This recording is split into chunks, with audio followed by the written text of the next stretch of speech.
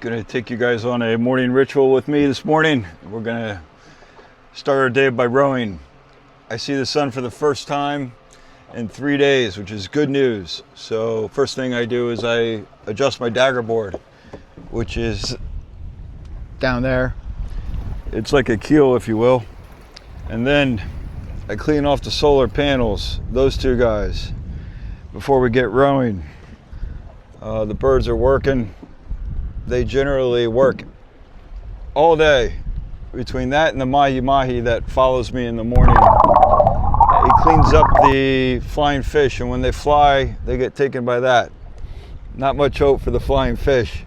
Quick note to camera, for those of you who are new, this happened when I was crossing the Pacific Ocean, and I have been known to chew on nicotine or Zens, but I chewed on betel nut, and I believe that made it worse. And then when one fell out near the Torres Strait, I bit down on the other one, and it stuck in the middle. And recently, about a week and a half ago, it fell out too. So I've been spending all my money on my mission and getting it ready. Have not taken advantage of the inexpensive dentistry in Bali before I left. I wish I did, but my plan is to go back and visit when I am across this ocean. And yeah, so that's the tooth situation. It feels really weird talking to you guys with it missing, but it is life, and I am getting old too, so just embracing it out here at sea. Okay, so we're mounted in. Seas are not too bad today, about 15 knots.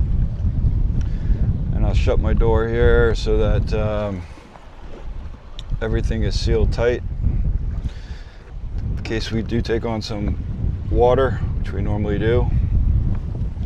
I stay harnessed into the boat. Rule number one is always stay harnessed. You can wear a life jacket. Generally rowers do not. They have it mounted right here, which is where it is, because in the event it goes upside down, it can be an object to get back up with that. So I stay hooked to the cable all the time. My door's hatched, locked. Got to clean that solar panel. It's 100 watts. It's generally one of the most important items I have. So I'm going to just go take care of that real quick. Excuse the mess here. And it is a mess. I usually use the same towel every time. Believe it or not, this bird stuff is like a milk substance. It's awful.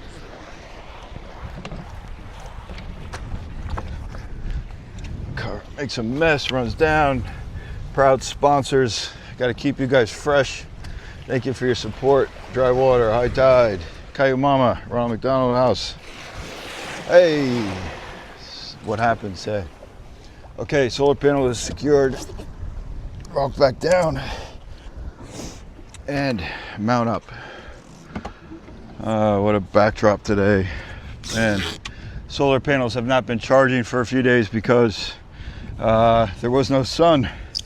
So the batteries got down. They're lithium batteries, two 12 volts that I use, thanks to my friends at Panels Up Solar, Justin and his lovely better half, Stacy. I'm on a foot rudder, which is where these feet are. There's no autopilot, so if I want to move, I have to turn my feet. Right now, the winds are going and the waves are going to the, let's see if I can get this right, northwest direction. But Smiles is battling a current that's going west, so generally my feet are to the side, and if I want to hold a west line, I have to keep them that way and row, just like we are now. With this conditions today, the waves are hitting me on the mid-stern, which is right where they want to be. They're hard to judge from the camera, but it's about 1 to 3 feet waves right now. Definitely manageable. And I'm going about, where are we going? 3.04 knots rowing. If I can get 40 nautical miles a day, That's my minimum. If I can get 60, I'm a happy camper. If I get 50, I'm happy too. But yeah, that's a row with me. Thank you for joining me this morning. Actual rudder got screwed up. So, man, if I lose that rudder, it is not good. It is almost a game over situation. I do have a backup, but it would be very difficult to install and get in these conditions, and I'm just praying that that rudder holds in place and everything's fine. So far, so good.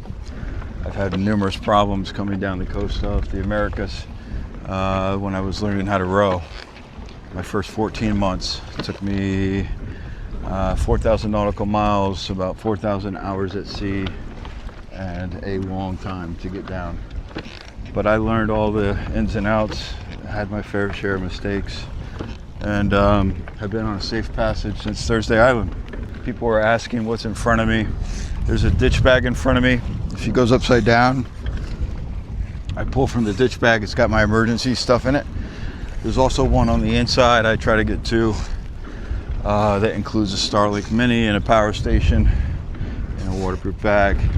It would be very difficult to get to if I needed to, but that inflatable raft is also the white thing. It's got food and water in it. In the back cabin there is a manual water maker, so in the event I do lose power, I can make water by hand. Also in the event I run out or something breaks or whatever it is. The bathroom is the sea to my right. That's how I go to the bathroom. Generally, or I have a bucket, but I prefer the saltwater rinse, TMI. And all the extra plastic and trash is stored in between the feet as well, secured down. When I get to land, I will dispose of that properly.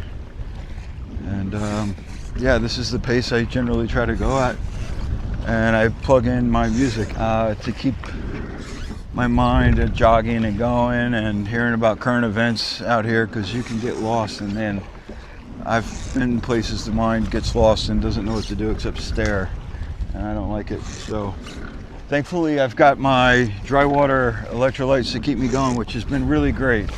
I've never felt more nutritious nutrients in my body, hydrated. I'm also taking creatine. I used to take it, but I am a big fan of creatine, especially with a little bit of grape juice, if I have it. But 10 milligrams a day, it helps with the brain fog, and the brain fog has always been an issue for me. Not many people know I started rowing for various reasons 5 years ago. And after traveling the world for 15 years, I settled down, domesticated, and it did not work out for me. And for my own reasons, adjusting to traveling all the time really hurt me. And I was prescribed some medication, ADHD medication, and other things that I could not handle. And it was a mess. But I'm happy to say that I got back on the expedition path, which has always been a savior for me.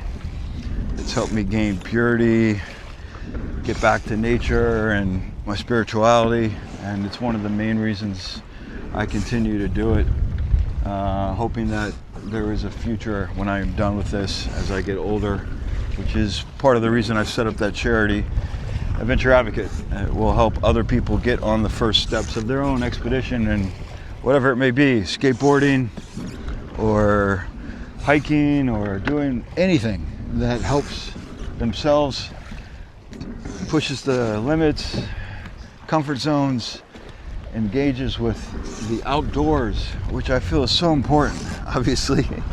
But I can't think of a better way to end my career out here than to help others experience what has changed my life after cancer in 2008. And if it enables me to continue to walk my purpose path with hopefully more than a $10 a day budget, that's the plan. I'll keep going until I can get to that point, or at least across this ocean. So that's it. That's the summary. Thanks for joining me this morning. Adventure Aaron, out.